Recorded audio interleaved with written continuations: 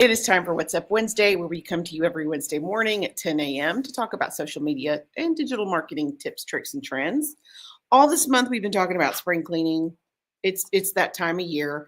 Next month, May, is Mental Health Month, and we're going to dive deeper into mental health, what that means, imposter syndrome, stepping away from social media, how to overcome online fatigue, posting fatigue. We're going to get into that next month.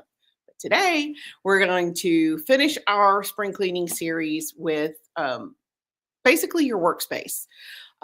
Clear space, clear mind, spring cleaning your workspace. I will tell you, my stress level is directly related to and can be understood or analyzed by the level of clutter in my house. If I am stressed out, my house is messy.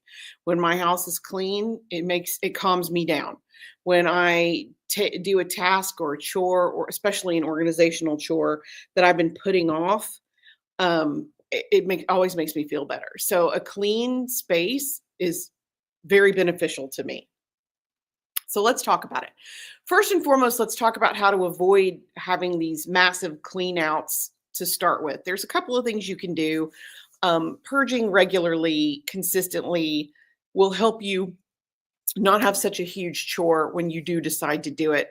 Decluttering once or twice a year can make a huge difference. Sort your items as you go, like a keep, a recycle, a trash, a donate, and belongs elsewhere. You can put it into different categories. I know we're talking about office space, but one of the tricks that I know, especially if you have an upstairs, downstairs, you put the stuff to go upstairs in a basket at the bottom of the stairs. You can take it all up at one time instead of running back and forth. That's helpful to me. Just a heads up. Digitizing your documents. This was super helpful this year. I get a ton of 1099s from clients because we're a vendor, we're an outside vendor. And instead of trying to keep all that documentation and put it in an actual file, I scan it in and drop it into Google Drive so I can share that with the bookkeeper. It's so much easier. And don't forget, again, as you go, you need to sanitize your high touch areas. Disinfectant wipes on your keyboard, your mouse, your phone. I have phone soap. So once ish a month, I will wipe off my phone with a disinfectant wipe, but I also put it in phone soap. It uses a UV light to clean any germs. Super helpful, especially during cold and flu season, because you never know what you're carrying around. So clean your phone.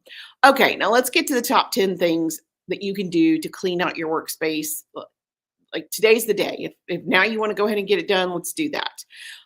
Number one, the one touch rule. Handling each item only once.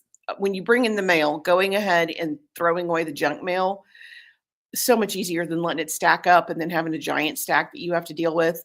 When you pick it up, decide immediately, is this a keep? Is this a toss? Is this a donate? Is this a relocate or a file? Avoid putting things down so you have to deal with them later. Deal with it once right now. Again, 2 or 3 pieces of mail is nothing. A whole stack on your desk is overwhelming. Number 2, you want to start small and conquer. Don't try to tackle the entire workspace at once. Choose a small, manageable area like one drawer or one corner of your desk or a shelf. That way, completing that task provides an immediate sense of accomplishment and it motivates you to continue. It's called the 20-10 rule. You work for 20 minutes, you relax for 10 minutes, or you reward yourself for 10 minutes. I do better when I can do it in small pieces. I feel like I've gotten something done and it motivates me to keep doing it later or the next day. You also want to categorize and conquer, aside from just start small and conquer. Categorize. Group similar items together. Keep all of your pens in one container. Put all of your files for a specific project in one folder. That way, it's easier for you to find it later. Vertical organization is your friend. You can always go up instead of out. Utilize your vertical space with shelving, stacking trays, wall-mounted organizers. This maximizes your storage, and it really helps keep your desk surface clear. And again, if I have a cluttered desk, it stresses me out to no end. So clean desk, clean mind, I guess. Yeah, decluttering is just as digital decluttering is just as important. Don't forget your digital workspace, organizing your computer files, delete unnecessary emails, clear your desktop for clutter. clear digital space. It helps. It really does. And I have an overwhelming number of emails, so I have to go through them a few at a time. I can't be filing 1,000 emails a day. 20 I can do. 1,000 is overwhelming, but you'll eventually get there. Just keep at it. A place for everything and everything in its place. Assign a specific home for every item in your workspace. That way, when you're finished using something, you can go ahead and put it back in its spot, and it keeps you with that feeling of accomplishment that you're getting something done. Regular purging is key. Make decluttering a habit, not just a once a year event. Schedule short, easy declutter sessions. Like Friday, when you're done, make it your objective to clear off the top of your desk.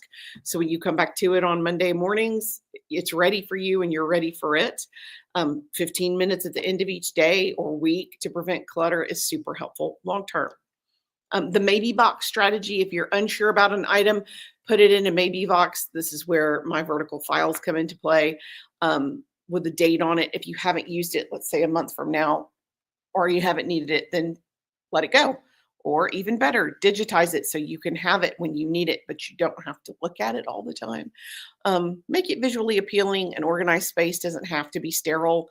One of my close friends just redid her office space. I'm so incredibly jealous. I can't wait to redo my office space. Hers looks so good. I want to go do her job. Like, it's so inviting. It makes a huge difference. So don't be afraid to lean into your own aesthetic, and don't be afraid to ask for help. If you're feeling overwhelmed, consider asking help from a professional organizer or even a friend who has a knack for tidiness. Everybody knows Monica. My Monica's name is Rachel. I mean, everybody has one.